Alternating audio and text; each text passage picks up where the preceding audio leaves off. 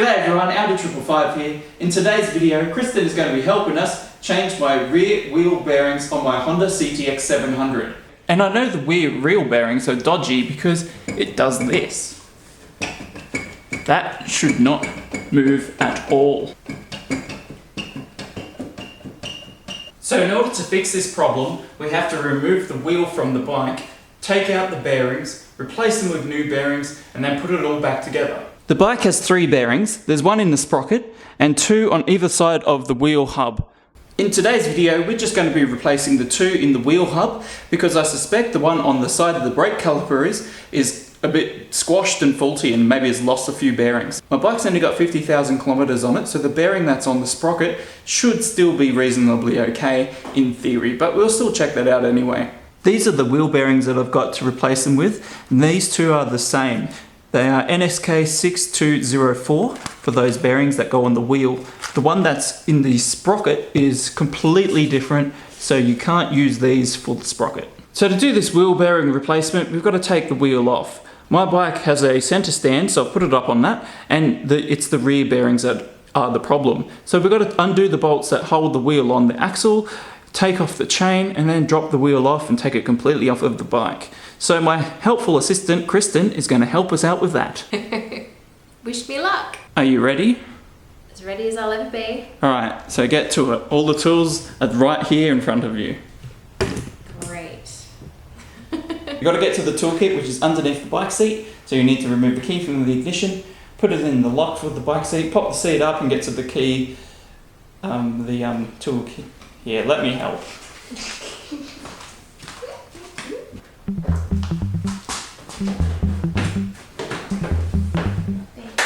So lift up those elastics and then pull that key out.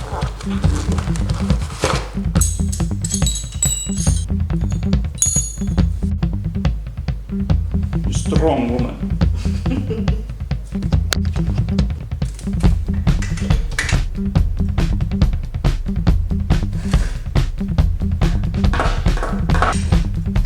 So lay it out on the ground in the same order that you get it from. So you're not washing. So it'd be like this. So that just comes up to there. Yeah.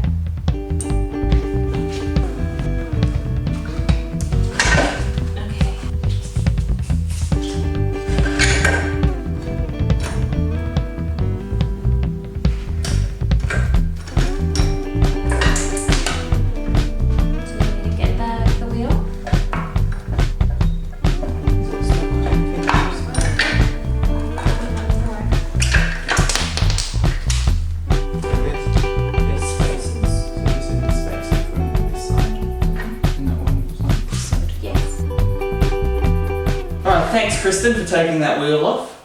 Top job. Thank you. You'd make a really good mechanic. Right, so this is the rear wheel, and as I said before, there's 3 bearings in it. There's one on the sprocket side, one on the inside on the sprocket side, and one on the outside on the disc side, essentially. And I'll show you how to look at all of them to be able to see if you've got a drama. So the sprocket actually removes by just lifting up. It's not actually held down with anything. And underneath, we can see that this part here, where the orange bit is the bearing. Now, looking at that, it looks alright. The bearing is completely centered in there, and I don't have a replacement for this bearing, so I'm not going to take it out and bust all of the seals to have a look at it. But from initial inspection on the outside, that bearing looks fine. And it spins perfectly as well, and it doesn't make any noises when I'm turning that. Now let's have a look at the other bearings. Alright, so this is the one that's underneath the sprocket, and that's the bearing housing there, that orange colour, and the bearing inside here. Once again, I can turn that nice and freely, and it looks fine. I do have a replacement for this, so I can do this side and the other side together, so they've got the same lifespan, which is what I'd recommend doing if you have to replace just one bearing. But that side is perfect. It's not rubbing, and there's no resistance in that when I'm turning it, that like any rough feelings or anything. It's completely smooth. Let's have a look at the other side, which I suspect is the culprit. Now have a look at this bearing. I'm going to bring you in closer so you can have a look, but I can physically see the ball bearings inside there. The external housing for the bearing is completely shredded, and inside the inside of the bearing, it turns rough and it wobbles a lot.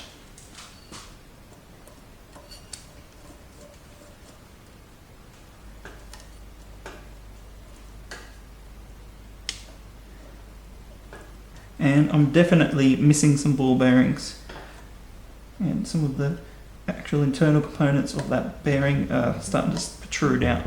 So let's take out both of those bearings and replace them with new ones.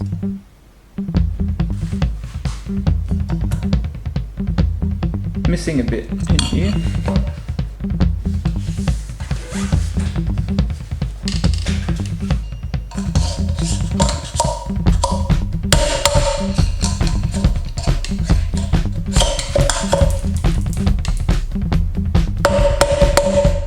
I think I've lost my marbles. These are all falling out. Ooh. So that's actually the inside of the bearing. That's the tube spacer. A little bit worn in the middle. And some little filings, but it seems okay. Oh, I could have marble races. I'm going to try and push the other bearing out using this socket through there and hitting it with a hammer.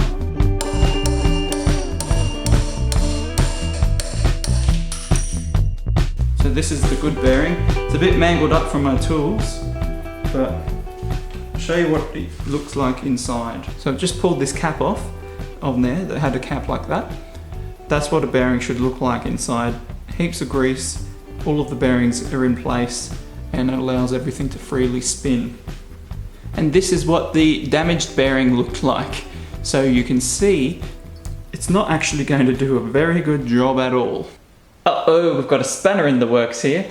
Not this, but this part here. And I had a look, and on closer inspection, this part here is this part from the old bearing. It's still got the surround, or the outside part of the old bearing here. So that's stuck in there, and I haven't been able to bang that out because there's a lip on the bottom there where that sits, so you can't go any further, and it sits flush, so you can't bang it out with a screwdriver or anything. So I have to drill this bearing with a Dremel to then break it to then get it out.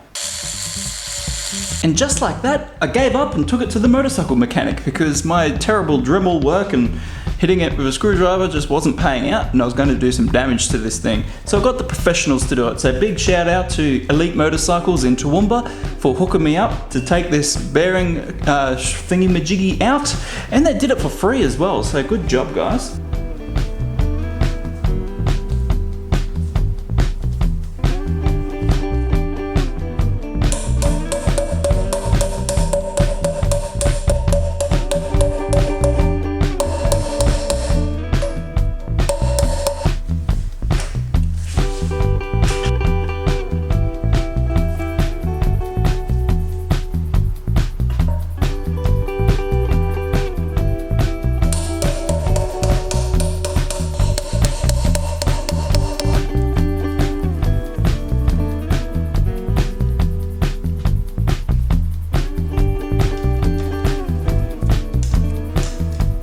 Now my bearing probably failed because this outer rubber seal is a little bit compromised on the inside.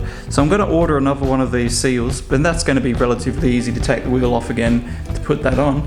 But now we've got the bearings all put in place and that spacer rod inside there as well. And this makes for a good opportunity to give your rims a good decent clean whilst it's off the bike. So I'm just using this Motor wheel cleaner for this. Now just putting these rubber shoes in here, giving the inside of the sprocket a nice clean up, get rid of any of the old grease. Now I've just got to get this back on the bike, and remembering to put all the bolts and nuts and spacers all in the same position. So when they were taken off the bike, they're all laid out in the same order that they went in, starting from the outside going in, and then a bit of a gap to indicate that part is for the inside there. The same on the other side, you've got another inside part that goes on the inside, and then that rod with the adjusting indicator thingamajiggy goes in the outside there, and that is a technical term for that part.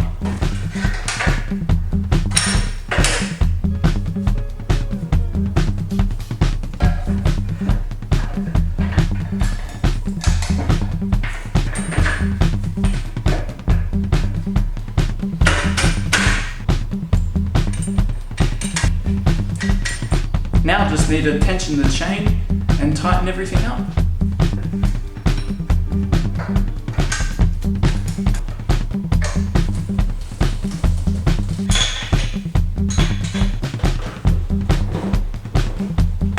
Now to check that everything is doing what it's doing, I'm going to turn it on the stand and put it in first gear and make sure everything rotates nicely.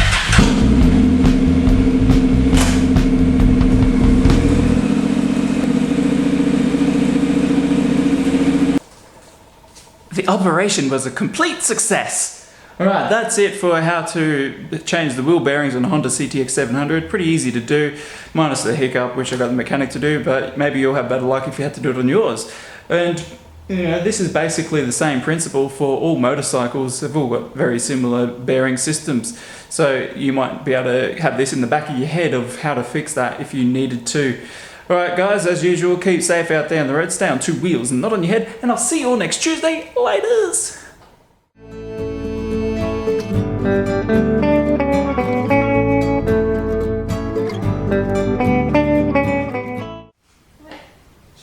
Shaking hands. Oh. Social distancing, elbow pumped. Oh, that was your hand!